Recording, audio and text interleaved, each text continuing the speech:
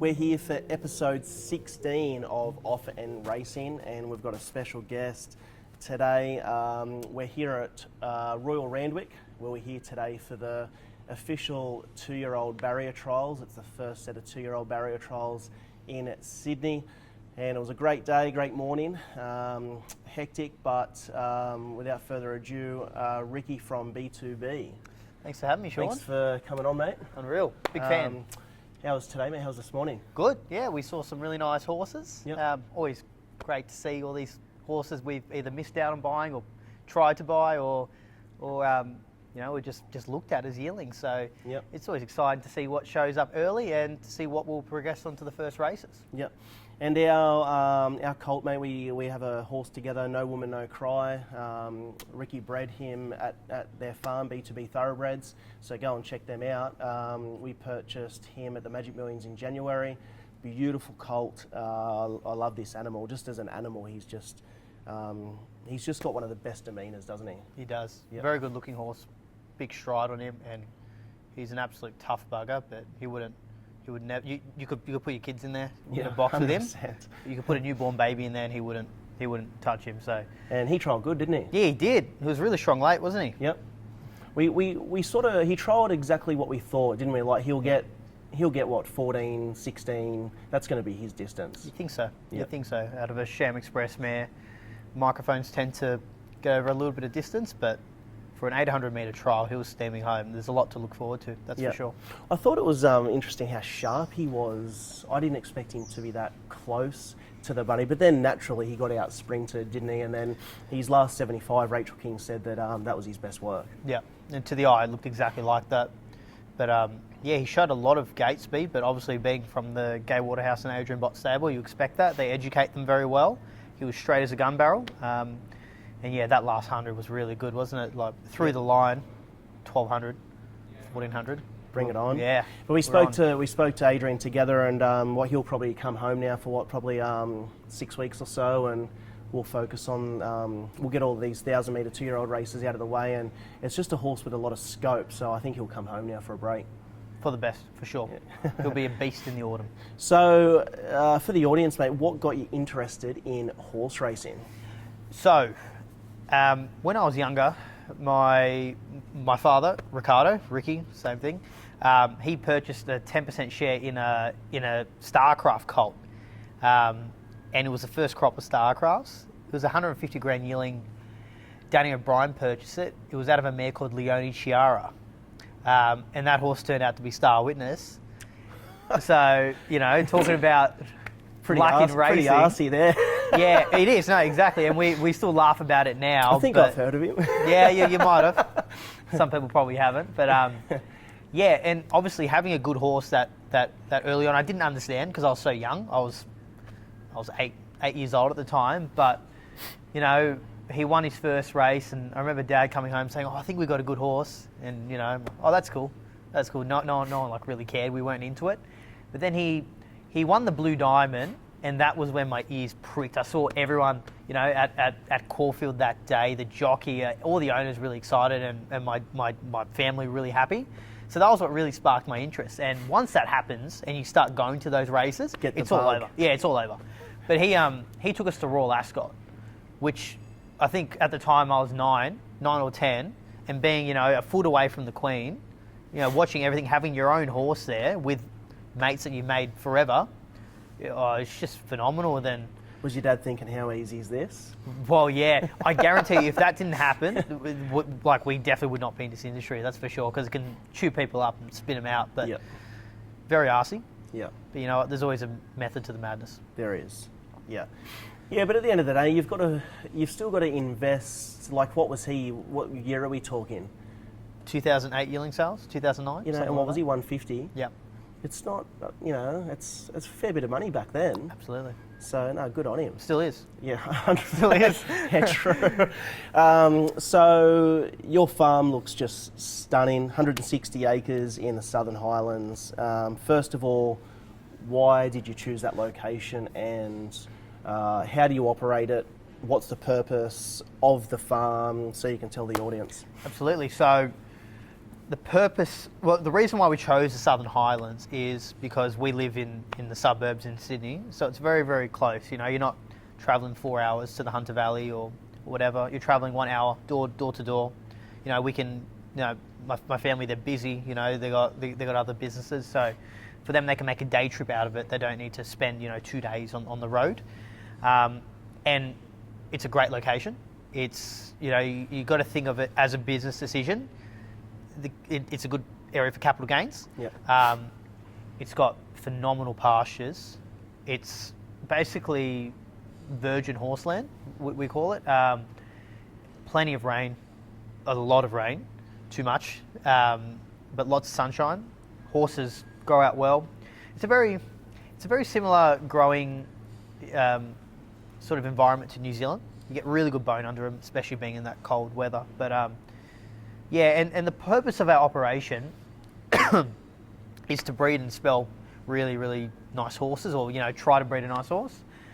And probably the reason why we sort of bought our own farm is probably a bit further on to the Star Witness story. We went, obviously, Star Witness became a stallion. We owned a bit of the horse, so we wanted mares to support him. We didn't have them, so we went and started buying, mares for $5,000, as everyone does when they start. Yep. And then we slowly realised after about 20 of them that it's not viable. Like, the amount of fees you're paying, at farms for mares that aren't worth it get up considerably. So then we got rid of all of them and we started buying good mares. We started going to America, we started, buying race fillies, yearlings, and keeping the best ones with the best pedigrees. And we got up to about 15 or 20, and they were all at New Haven Park, who did a phenomenal job. And then we thought, what, this is what we do, we love it. Let's just have a crack. Yep. Have a crack, and yeah, that's how it started. Cool. So how many brood mares currently do you have at the farm, would you say? So we actually have no brood mares at the farm. Yep. So a bit of a plot twist, but most of them are up in the Hunter Valley. Yep. And we had about 38, and we're down to about 14 now. 14 good mares. We just want to have fun. It's very hard, even nowadays. You can't have that lower to middle of the range anymore. You need to have that top grade mare, and that's all we have left. And yeah, so they're all up in the Hunter Valley, but we have all our spellers, yep, which is what we're doing. Yep. We have big open fields to spell horses, and that's sort of what we're passionate about. Yep. So yeah. So you breed and sell thoroughbreds. Yep. What would be a highlight so far for B2B? This year or in general? Overall. It's funny, we always find the horses that are least expensive turn out to be the best ones. Yeah. In our first year, we had this horse. It was a capitalist out of a really good mare called Scarlet Billow. She was a Group 3 winner. And he was called Glen Eagles. Beautiful horse, first year of capitalist. If it was the next year, he made some $500,000. Next year, he would have made probably double that. Yep. But he was probably the horse that I was probably most attached to. I loved him, and honestly, I did cry after we sold him. But just watching him go up and be a really good racehorse, he placed in a Group 2 at 3, and he ran second. He was one of the favourites for the Coolmore. Then he died. Yep. So all of a sudden I was happy. He was on his upward spiral. Then I was back down. But he was of horses we've sold, he's definitely the highlight. Yep. Another filly that we really, really liked this year was a Dirty Work filly. We sold at Easter for $260 out of a mare called Skagerrag. Just, there's horses that have that aura about them. I fell on a heap of Dirty Works this year. Good types. I just found they were just beautifully balanced. Yeah. Would you say that? Yep. I don't know why I fell on them, and at the end of the day, you can only like what you like, but it was at least a dozen this year, and I was underbidder on 3. Yeah, right. But you could just sit eggs on their back and they could just walk, and I reckon they just would have stayed there. Yeah, if you look at Dirty Work physically, he's a more compact version of Ridden Tycoon. Yeah, I agree. And his yearling showed that, and they're massive movers, and he's got as good a chance as any. Yeah. But yeah, we sold a really nice filly at Easter, sharp, and she was just a beautiful filly. Just had the best attitude about her. But when she knew what she wanted, feed time, you do not get in her way. If she's running, get her out of her way, very, very fast. So yeah, definitely her as well. Yeah. So when buying for yourself personally, for B2B, like yearlings, what do you look for our listeners? Do you look at pedigrees? Do you look at conformations? What do you look for? Well, so it's a big process. So often Ricky Senior, my dad, he'll go through the whole book and he'll identify, 50, 60, 70 yearlings in the Magic Millions catalogue that he likes on pedigree or mating or whatever. He'll give me that list. I'll go up to the Hunter Valley. I'll look at everything anyway, but obviously you pay a little bit more attention to those sort of horses. And you basically cull all the stuff you don't want. That's sort of the way I look at it. And then once we get up there, we have a real good look at it. I love a good stallion. I try to stick more to proven, just because if you're buying expensive horses, you want to give them the best chance, and often... Are you open to first year, like first season sires? To an extent. Yep. I love breeding to it blows them. your way, like it's got to be a proper athlete. Yeah, this year we fell on a few Farnans, for sure. But we just keep resorting back to good filly size, Snitzel, Zoostar, I'm Invincible. It spreads your risk. But I love a horse with a big action. Love a horse that has scope. Not really out there to buy a horse that's going to be here in the first trial, but a horse that's got longevity. I still can't believe our fella did. Oh mate, unbelievable. Unbelievable. It still shocks me because he's a horse that, for me, has so much scope. Yeah. And he'll get, 14 to a mile. I think just mentally, that's what got him here. Like, physically, he probably shouldn't have been here. Yeah. But mentally, just a pro. Yeah, 100%. His temperament was unbelievable. He did not turn a hair. At all. Yeah. No, and some, colts were, a few of them did turn it on today, but he didn't care. Yeah, no, it got a bit scary there for a few trials. But yeah, no, he's a... Hopefully, we can dream. We can dream. We'll just go JJ, Sires, or is it Sires and JJ, whatever way it is. Oh, if we have to win the champagne here, yeah, we'll do that first. Then we have to. And then is it the JJ first? And then we go Sire, and then we might sell him for what, 20 million? Yeah, it's free to dream, guys. It's always free to dream. So you've invested heavily in race horses. Can you give some listeners, this will come out, by the time this comes out, it's sort of like 2 to 3 weeks lag, but say, so they might miss a few tips if you give them tips. A few of the good race fillies we spoke about, like what's some current horses you can mention at the moment? Yep, so our star at the moment is a filly called Lazura. She's a nice Snitzel filly we bought off. She knocked us off in the woodlands. Sorry, mate. we ran second to it. And I thought it's funny, you guys were in front before and after the line as well. Oh man, but that's the game. Like at the end of the day, but you'll get us. Yeah, she's beautiful filly. She's beautiful. Yeah. Long way to go. Yeah. Real long way to go. Hey. Yeah. Yeah. She even just watching a parade here on Saturday. She's so far behind them. Yeah. Like physically, mentally, she's very good. She's very tough. But she finished 2 lengths off Autumn Glow, half a length off Manal. Crazy. This Lazura has that much improvement in her. She's one for the autumn, I think. But now it's a stakes winner, and did she run third in a Group 3? She ran third in a Group 2 in the Furious. Then she ran fourth on the weekend. On the weekend, like it's hard to get horses like that. Mate, so. It's exciting, but she's still got so much improvement as well. That's the exciting thing. But you know what? In a sense as well, she's already won that stakes race. Yep. Got in the black type, so we can sort of enjoy it. Job done. Tick, tick, tick.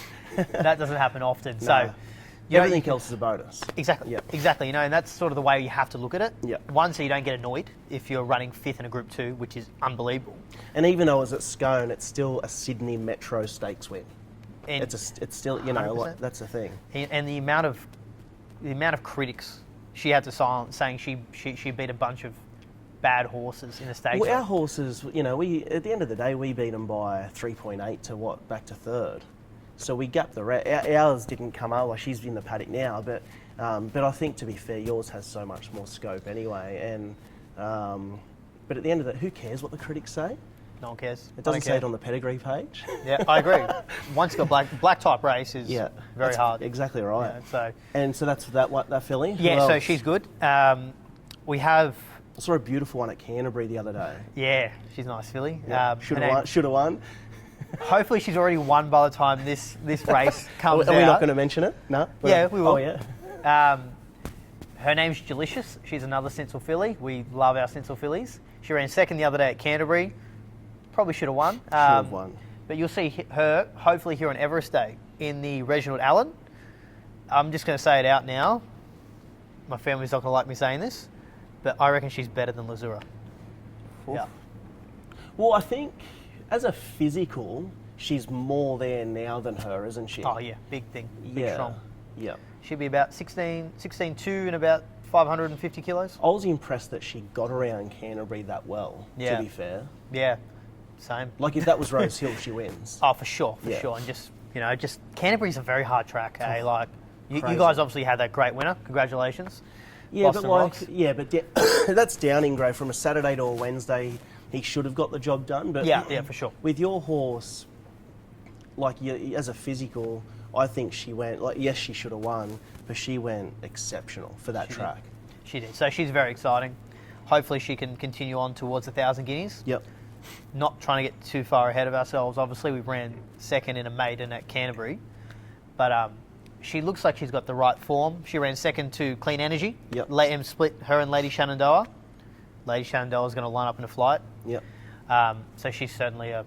She's thereabouts. Yeah, for sure. And then I'll give you another one that hasn't really raced. It's another Snitzel filly. Doing it tough here. Yeah, no, there's one we actually bred. Her name's Rybakina. She's a half to Ring a Ding Ding, another horse we raced. Really? Yeah, another horse we raced. Ring a Ding Ding. Did, by memory, that horse always got back and just... Yeah. Yep. Excuse me. Just, he was with... Was Johnny Allen always on that? Yes, he was. I remember the horse. Very good, yeah. Oh, so he was a great horse. So we went and we actually brought the mother Maybe I before he even raced because we knew he had something there. Yeah. And took us a while, but we got it out of him. But he was an unbelievable horse. But this is the half sister. Very similar. Bit bigger than him, but strong. Yep. She's had 2 starts. She ran second at Canterbury, over 12.50 first up, and then she had enough. Yep. She ran 4th again at Canterbury, where just bad track. You can get a bad track there. Yep. But she's going to get over distance. She's certainly one to keep an eye out of. That we think she can be all right. Put on 60 kilos in a 4-week break with us not even really feeding her. Just strong. So, yeah, those are probably our 3 of the nicer horses we have. Yep. We're very lucky. And if you could win a race, what race would you want to win out of any race? Golden Slipper. Yep. Golden Slipper. Love it. Always been interested in 2-year-old racing. Star Witness missed out, but hopefully one day. Just such a... There's an aura around 2-year-old racing, especially the Golden Slipper. And what I don't understand is, like Lady of Camelot, there's all these keyboard warriors, right? Like she's won a slipper at 2, and whether she has or has not, I don't have the insight into her comeback as well or not. At the end of the day, 3-year-olds, some mature, some don't. I've never seen her as a physical, but all that aside, job's done. She's worth good money. She's a Golden Slipper winner. Yep. Like, what else does she have to do? Nothing.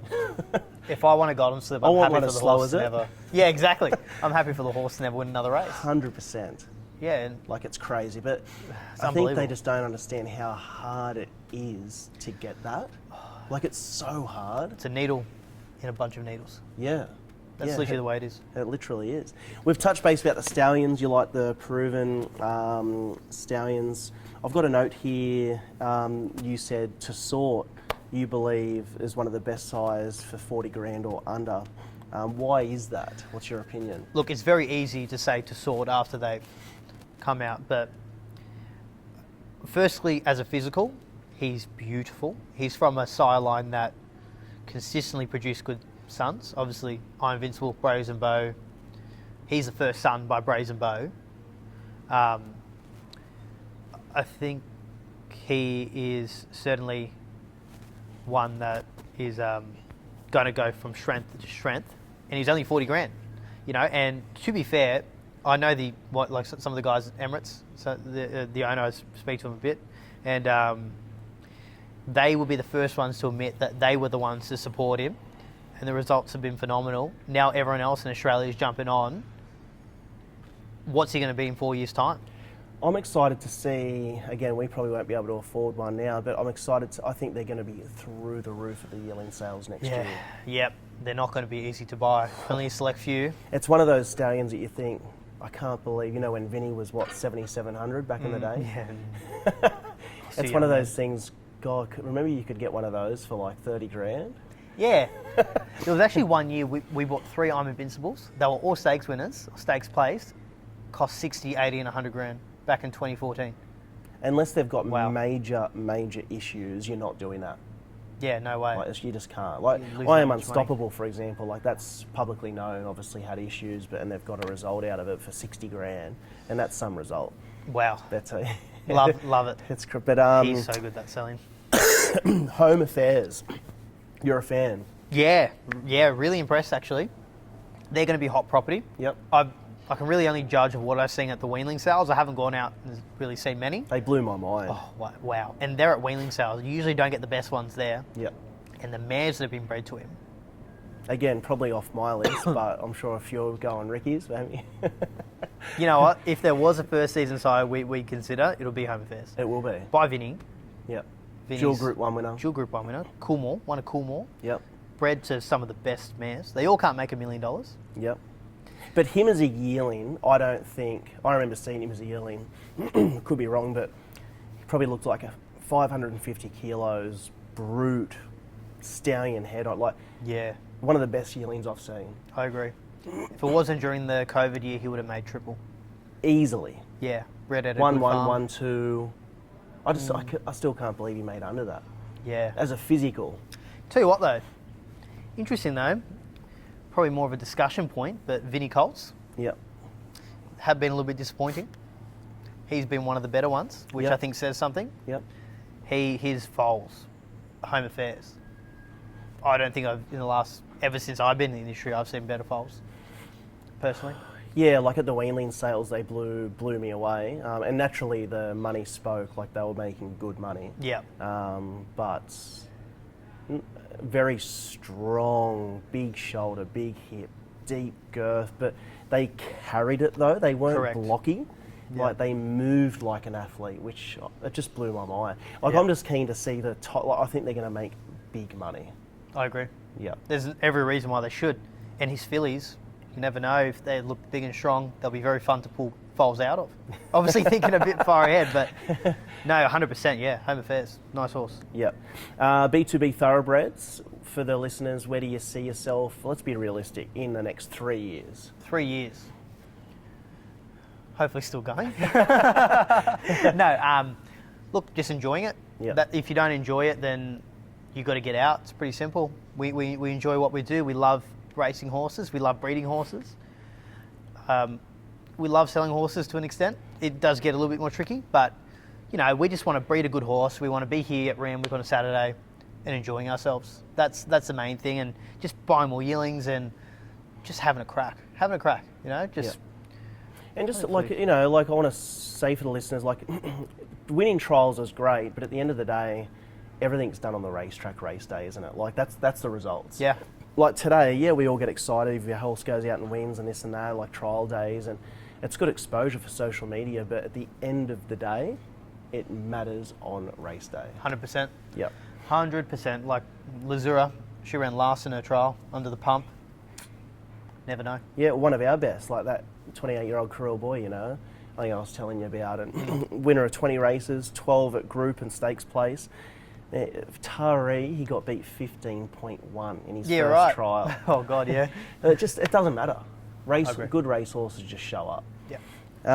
No prize money in trials. No prize money in trials. And for our listeners, and just again, this isn't prep, so I'll just be honest, like it is your first experience being a horse together. No woman, no cry. Why would you recommend Kurrinda Bloodstock? Well, one, because they bought the horse off us. No, I'll be honest, like, not going to sugarcoat anything. It's been unreal. Yep. Updates twice a week, video and audio. You get to listen to Sean's voice. Unfortunately. But no, I can't. It's been great. I know exactly where the horse is. You guys use great breakers. Got a great spelling farm. Yep. I trust the horse being with you guys, which is a big thing. And you guys are just great. You're just very easy. You can communicate whenever I want. you know, as soon as you send the invoice, we pay it, and we're happy to do it. No, I really appreciate it. So if you want to buy a share, come to Kurrinda Bloodstock if you like the horse, because they will give you the best experience. We're here at Randwick, hopefully not for the last time, but yeah, 100%. Definitely recommend it. 5 stars. And if you're at the sales, guys, a lot of our listeners go to the sales, whether it be English, Magics, whatever. Go and check out B2B. You'll see Ricky there. He's the big boss there, and just say g'day, introduce yourself, and don't be scared. Just go up and introduce us. It's questions. No, there's no silly questions there, and the only thing is, I've just found out one of the horses I was underbidder on at Magics. You said is it goes all right with Tony Gollan. Yeah, we won't say it. And I don't have an inside source here. No insights, but it goes all right. Apparently. No comment. We're not going to say what horse it is. Yeah, no, apparently it does. Apparently it does. Yeah. Apparently it does, so. Anyway. But thanks so much for coming on the potty, mate, and we'll get you on maybe in January up at the Magics as well. Done. Cool. Sounds good. Thank you so much. Thanks, mate. Appreciate it.